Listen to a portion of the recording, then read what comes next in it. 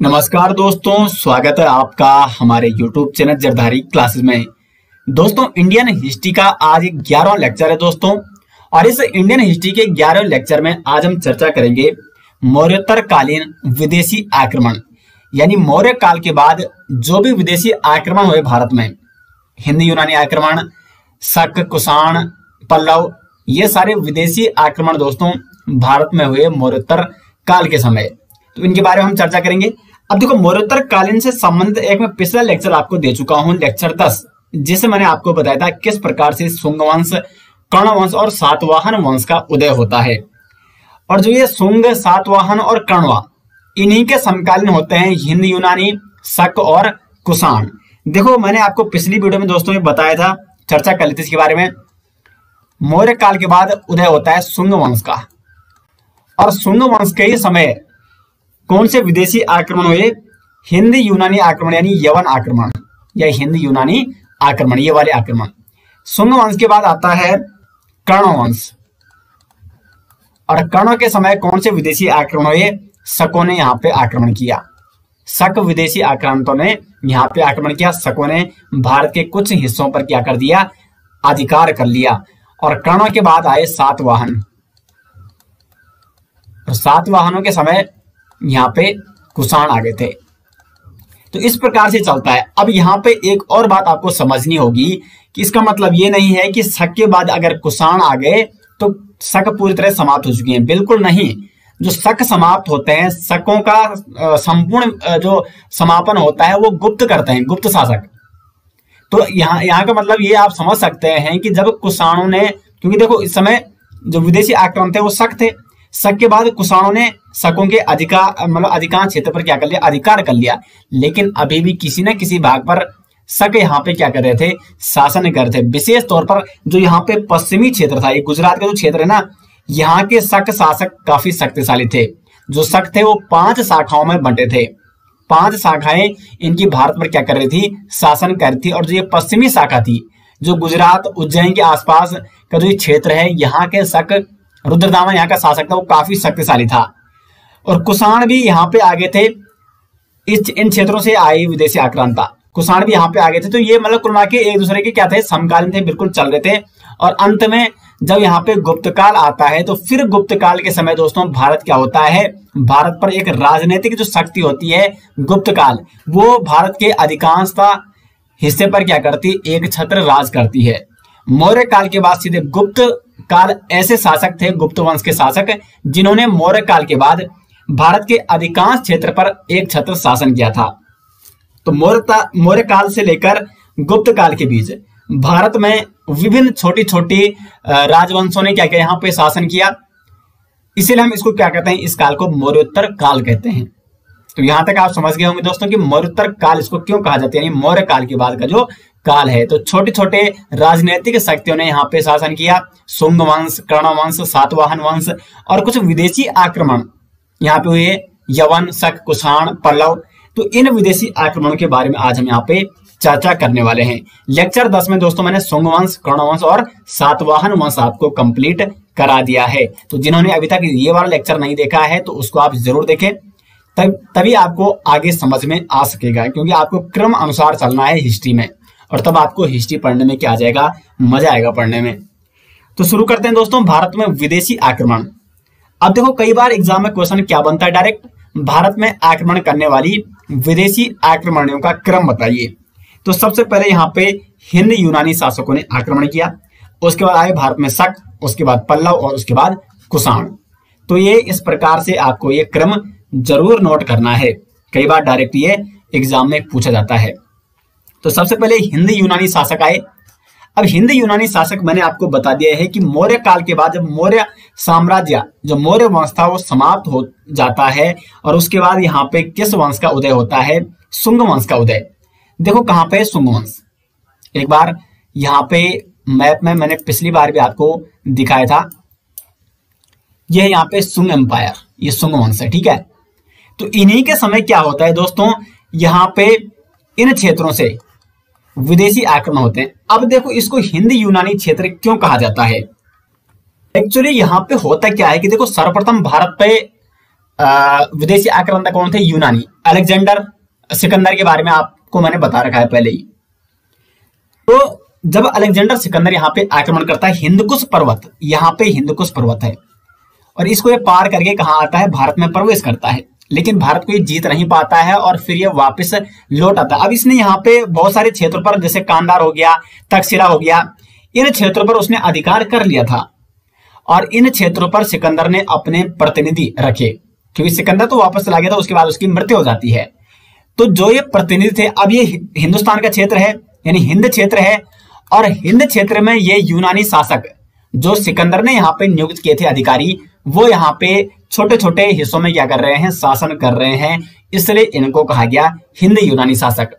अब इन्हीं हिंद यूनानी शासकों ने दोस्तों मौर्योत्तर काल में, मौर्य काल के बाद पुनः भारत पर ही आक्रमण करते हैं, और इन्हीं को कहा जाता है हिंद यूनानी आक्रमण।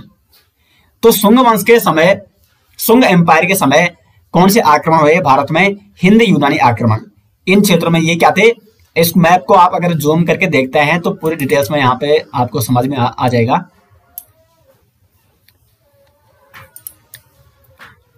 ये देखो, ये यहाँ पे अलेक्जेंड्रिया है, और इंडस, इंडो ग्रीक सिटीज, ठीक है, हिंद यूनानी कुल की ये क्या है? सिटीज है, हिंद यूनानी शासकों के ये क्या है? क्षेत्र है, जहां पे वो शासन कर रहे हैं। तो ये यहाँ पे क्या कर देते हैं? यहाँ से भारत में प्रवेश करना शुरू कर देते हैं शुंग एम्पायर के समय। तो मैप से आपको अच्छी तरीके से समझ में आ गया होगा दोस्तों, और मेरा यही उद्देश्य रहता है कि आपको हर टॉपिक यहाँ पे बिल्कुल क्लियरली समझाने का प्रयास किया जाए। तो सर्वप्रथम भारत में आक्रमण करने वाला जो हिंद यूनानी शासक था वो कौन था? डेमेट्रियस। इंपॉर्टेंट फैक्ट है, आपको नोट करना है, डेमेट्रियस। लगभग 190 ईसा पूर्व के आसपास ऐसा माना जाता है कि इसने भारत पर आक्रमण किया था। तो पहला हिंद यूनानी शासक जिसने भारत पर आक्रमण किया था, डेमेट्रियस। हिंद यूनानी इनको क्यों कहा जाता है मैंने आपको अभी समझा दिया है। और इसने अपनी राजधानी कहां बनाई दोस्तों? साकल। अब इनको क्या कहा जाता है? जो ये हिंद यूनानी शासक है, इनको बैक्ट्रियाई शासक भी कहा जाता है। क्या कहा जाता है इनको? बैक्ट्रियाई यूनानी। बैक्ट्रियाई यूनानी या बैक्ट्रियाई शासक। तो अब एग्जाम में इस प्रकार से बनता है कि बैक्ट्रियाई यूनानियों ने आक्रमण किस समय किया? तो शुंग एम्पायर के समय। और भारत पर आक्रमण करने वाला प्रथम बैक्ट्रियाई शासक या हिंद यूनानी शासक वो था डेमेट्रियस। इसने अफगानिस्तान हो गया, ये क्षेत्र है जो, ठीक है, अफगानिस्तान, पंजाब, सिंध, इस क्षेत्र पर इसने अपना अधिकार जमा लिया था, और अपनी राजधानी इसने कहां स्थापित की? साकल में इसने अपनी राजधानी बनाई। उसके बाद दूसरा प्रसिद्ध शासक था मिनांडर। ये भी एक हिंद यूनानी शासक था, और सबसे अधिक विख्यात हिंद यूनानी शासक कौन था? वो था मिनांडर। ये सबसे अधिक विख्यात क्यों था? एक तो इस समय पुष्यमित्र शुंग जब यहाँ पे शासन कर रहा था, तो पुष्यमित्र शुंग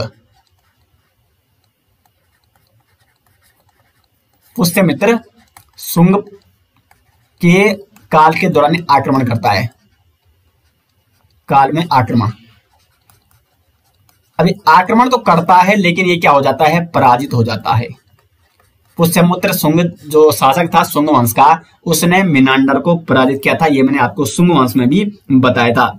साथ ही साथ मिनांडर ने दोस्तों नागसेन या नागार्जुन से बौद्ध धर्म की दीक्षा ली। इसने किससे? नागार्जुन से बौद्ध धर्म की दीक्षा प्राप्त करता है। और इससे संबंध एक प्रसिद्ध रचना है मिलिंद पन्हो। मिलिंद कई बार आता है एग्जाम में, मिलिंद पन्हो। इस रचना में क्या है? तो इसमें यह दिखाया गया है कि मिलिंद प्रश्न या मिलिंद पन्हो इस पुस्तक का नाम है। इसमें मिनांडर के प्रश्न और नागसेन के उत्तर इस पुस्तक में दिए गए हैं। यानी मिनांडर ने जो प्रश्न पूछे थे नागसेन से या नागार्जुन से, नागार्जुन ने उसके उत्तर दिए। उससे प्रभावित होकर फिर नागार्जुन ने उसको बौद्ध धर्म की दीक्षा दी थी मिनांडर में, और इसका विवरण हमें मिलता है मिलिंद पन्हो नामक रचना में। तो ये आपको विशेष तौर पर नोट करना है। तो ये थे प्रसिद्ध हिंद यूनानी शासक, एक था डेमेट्रियस और एक था मिनांडर। अब इनके बाद यहाँ पे जो विदेशी आक्रमण हुए वो है शक। और शकों का आक्रमण किनके शासनकाल के दौरान हुआ? जब यहाँ पे कर्ण वंश का भी उदय हो चुका था। कर्ण वंश, अब शकों की 5 शाखाएं दोस्तों यहाँ पे भारत पर शासन करती है। 5 अलग अलग शाखाएं हैं। अफगानिस्तान में जिनके राजधानी कांधार, ये यहाँ पे, ठीक है, ये आपका अफगानिस्तान का क्षेत्र हो गया। ये पंजाब जिसकी राजधानी तक्षशिला, ये तक्षशिला यहाँ पे, ये अफगानिस्तान का क्षेत्र हो गया, ये तक्षशिला है। तो ये पंजाब पूरा देखो, आज का पाकिस्तान, ये सब उसमें आ गए थे। पंजाब, इनकी राजधानी तक्षशिला, दूसरी हो गई। तीसरा थी मथुरा, ये यहाँ पे मथुरा, यहाँ पे ये देखो। और चौथा था पश्चिमी भारत, यानी जो गुजरात का क्षेत्र आज का, और इसकी राजधानी थी उज्जैन। और सबसे शक्तिशाली जो शक शासक थे, सबसे शक्तिशाली शक शाखा कौन थी दोस्तों? वो थी यही पश्चिमी भारत की, जहां का शासक हुआ रुद्रदामन। और 5वां था ऊपरी दक्कन, ये वाला क्षेत्र, यानी दक्षिण के ऊपर का क्षेत्र ऊपरी दक्कन। तो ये 5 शाखाओं में दोस्तों शकों ने भारत पर शासन किया। अच्छी तरीके से दोस्तों आपको यहाँ पे समझ में आ गया होगा। एक बार मैं दोबारा मैप में ड्रॉ कर लेता हूं। एक अफगानिस्तान शाखा, जहां की राजधानी कांधार थी। एक हो गया पंजाब, जहां की राजधानी तक्षशिला है। तीसरा हो गया मथुरा, ये यहाँ पे दिखा दिया मथुरा। चौथा हो गया पश्चिमी भारत, जहां की राजधानी क्या थी? उज्जैन, यहाँ पे। और 5वां ये ऊपरी दक्कन हो गया। तो इन क्षेत्रों पर ये आक्रमण इन्होंने किया और इन क्षेत्रों पर ये शासन करने लगे।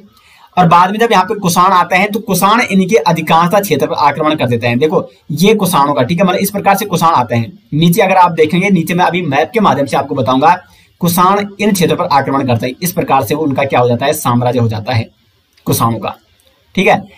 तो अब देखो हम यहाँ पे, ये तो हो गए शकों की 5 शाखाएं। और शकों की जो सबसे शक्तिशाली शाखा थी वो थी पश्चिमी भारत की शाखा।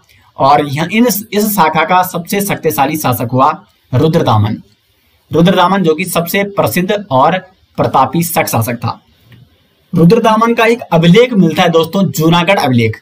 ये अभिलेख कई बार एग्जाम में पूछा जा चुका है कि जूनागढ़ अभिलेख किसका है? तो ये है आपका रुद्रदामन का। ये जूनागढ़ अभिलेख गुजरात के गिरनार, ठीक है, गुजरात के गिरनार पर्वत से ये प्राप्त हुआ था। जूनागढ़ अभिलेख किसका है? ये रुद्रदामन का, जो कि एक प्रसिद्ध और प्रतापी शक शासक था। इस अभिलेख में दोस्तों ब्राह्मी लिपि का प्रयोग किया गया है। और इस अभिलेख की भाषा क्या है? तो वो है संस्कृत भाषा है इस अभिलेख की। अब विवरण क्या मिलता है इस अभिलेख में?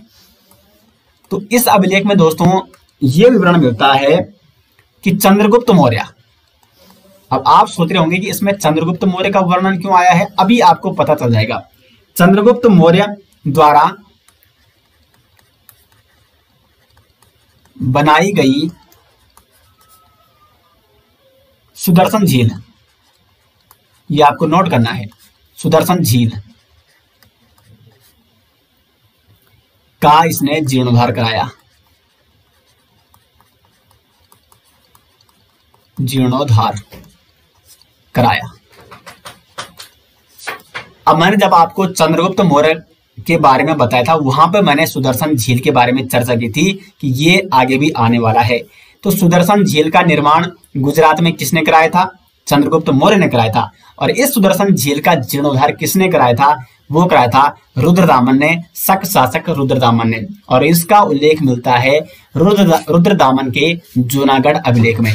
क्या विवरण मिलता है? चंद्रगुप्त मौर्य द्वारा बनाई गई सुदर्शन झील का जीर्णोद्धार कराया था रुद्रदामन ने। तो काफी महत्वपूर्ण अभिलेख है जूनागढ़ अभिलेख। और इस जूनागढ़ अभिलेख में 3 राजाओं का नाम है। एक तो चंद्रगुप्त मौर्य हो गया, एक हो गया स्वयं रुद्रदामन, और तीसरा जो राजा है दोस्तों वो है स्कंदगुप्त।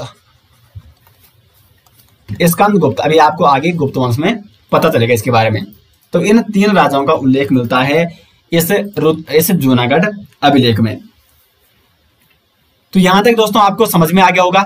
एक ही प्रतापी शासक था शकों का, वो था रुद्रदामन, शक शासक रुद्रदामन। आगे बढ़ते हैं फिर शकों पर। यहाँ पे शकों के बाद कौन आते हैं?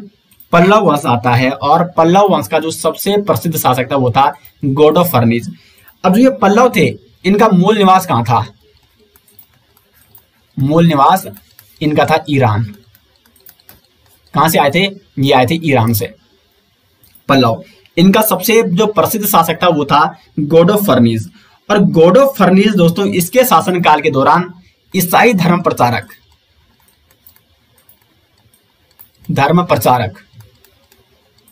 जिसका नाम था सेंट थॉमस, ये भारत आया था। तो सेंट थॉमस ईसाई धर्म प्रचारक किसके शासनकाल के दौरान, ये किसके दरबार में भारत आया था? गॉड ऑफ फर्निस के समय। इसका एक प्रसिद्ध अभिलेख मिलता है, तख्त बही अभिलेख। कौन सा अभिलेख है? तख्त बही अभिलेख। और ये पेशावर से प्राप्त होता है, जिसमें हमें पता चलता है पल्लव वंश के शासन के बारे में। अब आगे बढ़ते हैं। पल्लव वंश के बारे में वैसे ज्यादा कुछ देखने को यहाँ पे मिलता नहीं है, ज्यादा साक्ष्य प्राप्त नहीं होते हैं। और आगे आता है यहाँ पे कुषाण वंश। अब ये आप यहाँ पे देख सकते हो, ये है कुषाण साम्राज्य, इधर से आए थे। और ये देखो यहाँ से कुषाण थे यूची जाति के। अब देखो ये यूची एक कबीला हुआ करता था, और ये प्रारंभ में 5 भागों में बंट गया था, जिनमें एक थे कुषाण। अब कुषाण यहाँ पे भारत में प्रवेश करते हैं, और ये है कुषाण साम्राज्य। यहाँ देखो ये मध्य एशिया से लेकर और इस प्रकार से, मतलब जो यहाँ पे कुछ समय पहले मैंने आपको अभी बताया था शक साम्राज्य में, जब यहाँ पे शकों के बारे में मैंने बताया, तो शकों का बहुत सारा क्षेत्र इन्होंने अधिकार कर लिया है। कुषाणों ने शकों के बहुत सारे क्षेत्र पर अधिकार कर लिया है। लेकिन देखो ये पश्चिमी क्षत्रप है, जहां का शासक रुद्रदामन था। जो पश्चिमी क्षेत्र, पश्चिमी शाखा है जो शकों की, वो इनके कब्जे में नहीं है, क्योंकि ये काफी शक्तिशाली शाखा थी। तो कुल मिला के अभी भी शक और कुषाण साथ साथ यहाँ पे भारत के कुछ हिस्सों पर अभी शक शासन कर रहे हैं, और अधिकांश हिस्सों पर कौन शासन कर रहे हैं? कुषाण शासन कर रहे हैं। तो इस प्रकार आगे बढ़ते हैं, और शकों का संपूर्ण जो समापन होता है वो गुप्त काल के दौरान होता है। अब ऐसा नहीं कि शकों के बाद कुषाण आ गया तो कुषाणों ने उनको पूर्ण रूप से समाप्त कर दिया, ऐसा बिल्कुल भी नहीं है, ये आपको ध्यान देना है। कुषाणों ने अपनी जो प्रारंभिक राजधानी बनाई, फिरोजपुर बनाई, और इनकी द्वितीय राजधानी वो थी मथुरा। ये है शकों की द्वितीय राजधानी मथुरा। अब इनके शासकों के बारे में चर्चा करते हैं। सबसे पहला शासक हुआ इनका कुजुल काडफिसस, जिसको भारत में कुषाण वंश का संस्थापक माना जाता है। भारत में कुषाण वंश का संस्थापक कौन था? कुजुल काडफिसस। और इसने सिक्के चलाए। कौन से सिक्के इसने चलाए? तांबे के सिक्के। उसके बाद दूसरा शासक हुआ विम काडफिसस। भारत में कुषाण शक्ति का इसको वास्तविक संस्थापक माना जाता है। और जब ये वास्तविक संस्थापक है तो इसने अब यहाँ पे सोने की सिक्के भी चला दिए हैं। तो सोने के सिक्के चलाने वाला कुषाण शासक था विम काडफिसस, जबकि तांबे के सिक्के चलाने वाला शासक था कुजुल काडफिसस। उसके बाद कुषाण वंश का जो सबसे प्रतापी शासक हुआ कनिष्क। कुषाण वंश का सबसे प्रतापी शासक 78 ईस्वी में कनिष्क ने शक संवत चलाया था। कनिष्क 78 ईस्वी में इसने शक संवत की शुरुआत की थी। और इसी कनिष्क के समय दोस्तों चतुर्थ बौद्ध संगीति का आयोजन किया गया था। अब देखो कनिष्क का जो शासन काल है वो लगभग 78 ईस्वी से लेकर 105 ईस्वी तक रहा। 78 ईस्वी में इसने शक संवत चला दिया है, और चतुर्थ बौद्ध संगीति का आयोजन भी हो गया है प्रथम शताब्दी में, और इसकी अध्यक्षता की थी वासुमित्र ने। और ये अगर हम स्थान की बात करें, कई बार मैंने आपको बता रखा है, कुंडलवन, कुंडलवन कश्मीर में चतुर्थ बौद्ध संगीति का आयोजन किया गया था। और इस समय शासक कौन था? वो था कनिष्क। कनिष्क का राजवंश था चरक, और इसने चरक संहिता नामक प्रसिद्ध एक रचना रची है। इसने किसने? चरक ने। चरक संहिता की रचना किसने की है? चरक ने, जो कि कनिष्क का एक राजवंश था। आयुर्वेद का ये विख्यात विद्वान था उस समय का। उसके बाद कनिष्क का एक पुरोहित था संगरक्ष, और साथ साथ कुछ अन्य विद्वान भी थे, जैसे पार्स हो गया, वसुमित्र की रचना है अहयुवा सूत्र, अश्वघोष हो गया जिनकी रचना है ब्रह्मचरित्र। तो ये सारे विद्वान दोस्तों कनिष्क के राज दरबार में रहते थे। और रेशम मार्ग का आरंभ कराने वाला शख्स कुषाण शासक कौन था? तो ये था कनिष्क। उसके बाद अंतिम शासक जो होता है कुषाण वंश का वो होता है वासुदेव। और इस प्रकार यहाँ पे दोस्तों कुषाण वंश भी समाप्त हो जाता है। और इसके बाद हम यहाँ पे गुप्त साम्राज्य के बारे में चर्चा करने वाले हैं, जो नेक्स्ट आने वाला लेक्चर है। तो उम्मीद करते हैं दोस्तों आपको ये लेक्चर पसंद आया। यहाँ पे आज हमने मौर्योत्तर काल के बाद जो प्रसिद्ध विदेशी आक्रमण हुए, हिंदी, यूनानी, शक, पल्लव और कुषाण, और इनके संबंध में जो महत्वपूर्ण फैक्ट थे विद मैप के माध्यम से मैंने आपको यहाँ पे समझाने की कोशिश की, ताकि आपको कहीं पे भी कंफ्यूजन क्रिएट ना हो। और अच्छी तरीके से दोस्तों मैंने यहाँ पे आपको समझाने का प्रयास किया है। उम्मीद करते हैं आपको यहाँ पे अच्छी तरीके से आप समझ गए होंगे जो ये विदेशी आक्रमण हुए थे मौर्योत्तर काल के दौरान। अब आगे हम यहाँ पे गुप्त साम्राज्य के बारे में पढ़ेंगे। मौर्य काल के बाद यानी मौर्य साम्राज्य के बाद गुप्त साम्राज्य ही ऐसा साम्राज्य था जिसने भारत के अधिकांश हिस्से पर पुनः एक छत्र यहाँ पे किया था, शासन किया था, और काफी प्रसिद्ध और महान शासक हुए हैं गुप्त साम्राज्य में, जिसको भारत का स्वर्ण युग भी कहा जाता है। तो काफी महत्वपूर्ण टॉपिक होने वाला है और नेक्स्ट वीडियो में दोस्तों हम उसके बारे में चर्चा करने वाले हैं। तो उम्मीद करते हैं आपको वीडियो पसंद आई। वीडियो अच्छी लगी तो वीडियो को लाइक और शेयर जरूर करें। मिलते हैं दोस्तों नेक्स्ट साथ, तब तक के लिए धन्यवाद।